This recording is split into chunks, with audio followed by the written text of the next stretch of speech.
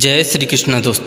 दोस्तों समय चाहे कितना भी खराब हो, रावण की बताई हुई 3 बातें हमेशा याद रखना। तो वीडियो को बिना स्किप किए हुए अंत तक देखिएगा। दोस्तों, राम रावण युद्ध की समाप्ति के बाद जब रावण मरणासन की स्थिति में था, तब भगवान श्री राम ने लक्ष्मण से कहा कि इस संसार से नीति, राजनीति और शक्ति का महान पंडित विदा ले रहा है, तो तुम उसके पास जाओ और उससे कुछ शिक्षा ले लो जो तुम्हें कोई और नहीं दे सकते हैं।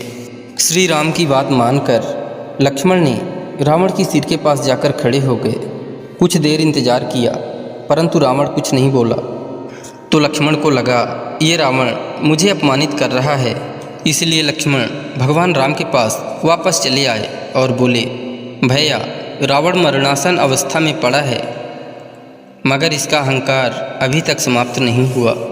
लक्ष्मण इसके आगे कुछ और बोलते, उसके पहले ही श्री राम ने बीच में टोक दिया और कहा, हे अनुज, अहंकार रावण में नहीं तुम में है, और वो भी युद्ध में विजयी होने का। रावण युद्ध में हार चुका है, अब वो है हमारा शत्रु नहीं है। तुम तो उससे ज्ञान लेने गए थे, तो उसके चरणों के पास याचक की मुद्रा में खड़े होना था, लेकिन तुम तो सिर के पास आदेश की मुद्रा में खड़े थे। शिक्षा पाने के लिए अहंकार नहीं, विनम्रता की ज़रूरत होती है।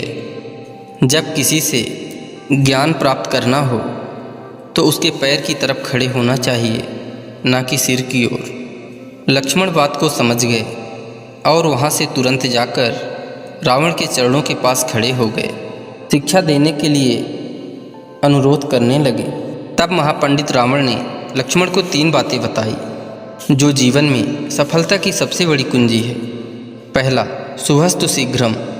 पहली बात जो रावण ने लक्ष्मण को बताई वो ये थी कि शुभ कार्य जितनी जल्दी हो सके कर लेना चाहिए और अशुभ कार्य को जितना संभव हो सके टाल देना चाहिए। जैसे कि मैंने भगवान श्री राम को पहचान नहीं सका, उनके शरण में आने में देरी कर दी, जिस कारण से मेरा यह हाल हुआ है।